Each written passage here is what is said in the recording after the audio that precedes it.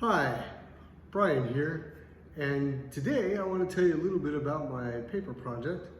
So I compared Tai Chi to entropy, and I threw in a little bit of discussion about time manipulation on top of it just for good measure.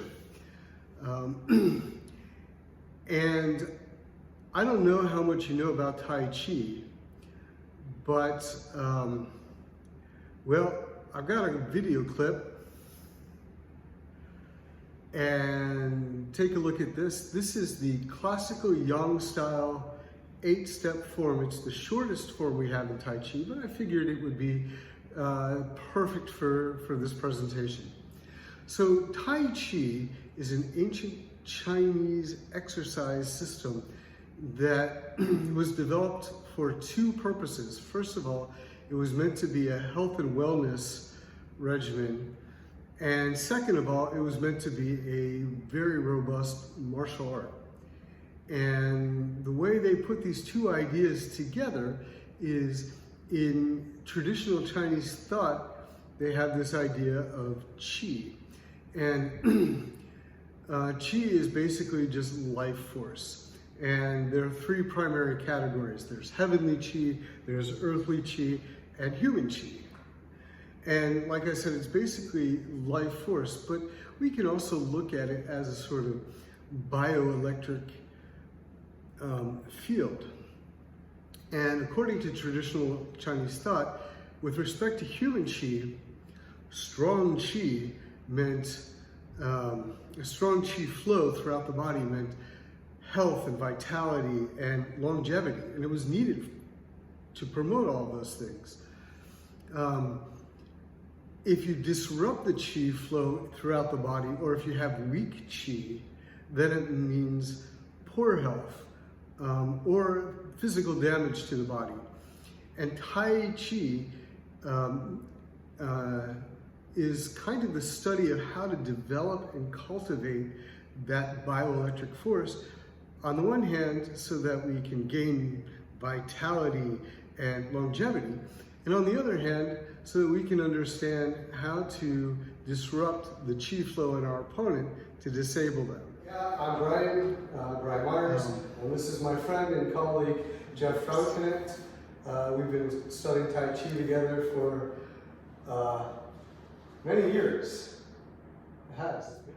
So with respect to entropy and Tai Chi, if you accept that Qi exists and that it's a form of energy, then it follows that it subscribes to the laws of energy.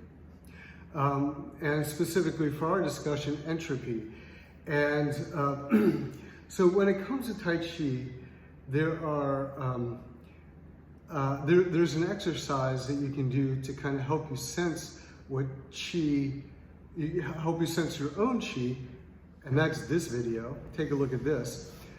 And so basically what I'm doing here is I am, kind of doing this kind of meditation, internal meditation, and I'm drawing the qi energy into my hands so that I can feel the energy between my hands.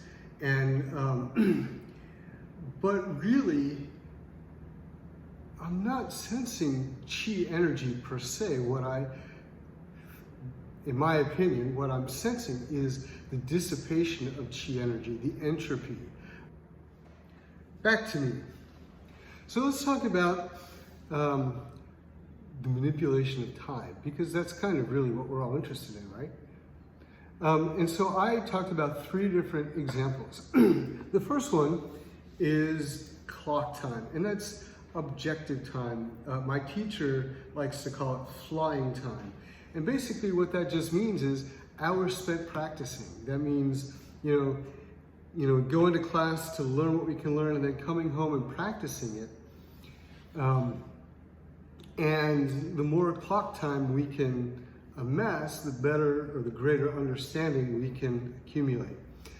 But there's kind of a paradox here, and that is, my teacher tells us he wants us to practice every day, but he doesn't care how long each individual practice session is. And there's a very good reason for that. And that is the frequency of practice and the quality of practice is far more important than the quantity of time spent in practice. And what I mean by that is, if I spend 5 minutes where I'm engaged, I'm present in the moment, I'm thinking about what I'm doing, right? And I'm kind of exploring Tai Chi to learn, to sort of tease out its secrets, that's far better than devoting an hour every day in which I'm not really paying attention and ironically, I'm just staring at the clock. See where I'm going with this?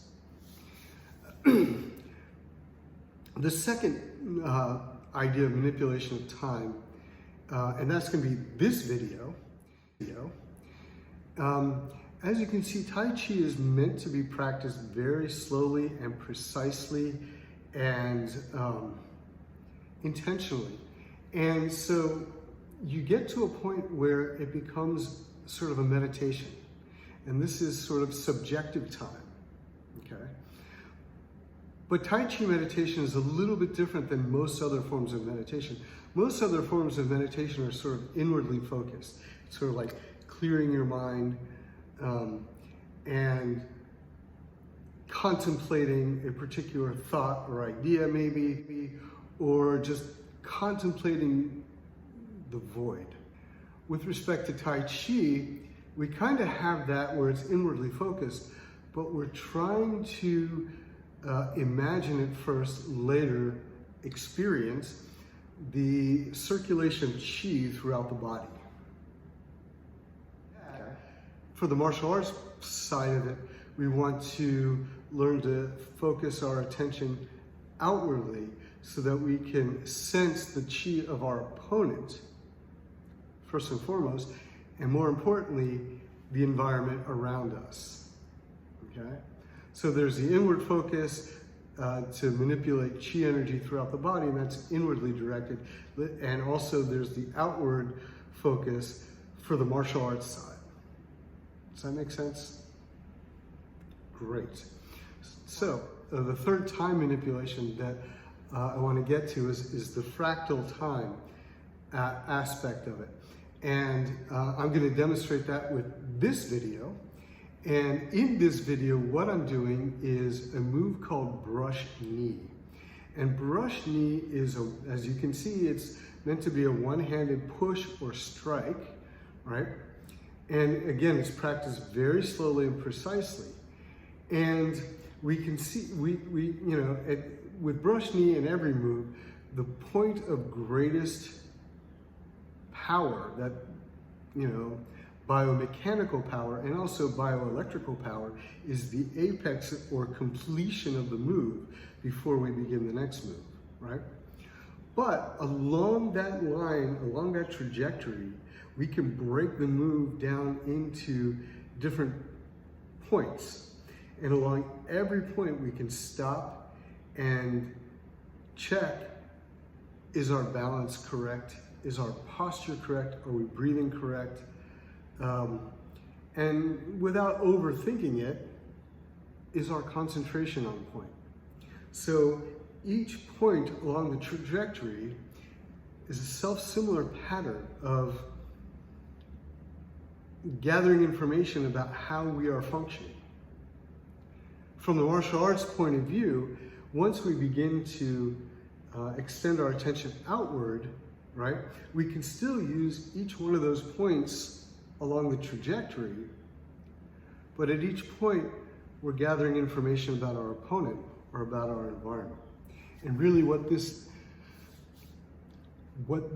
has the effect of doing is creating an effective time density. In other words, with respect to coastal paradox, you know how we're measuring each moment by ever finer ruler.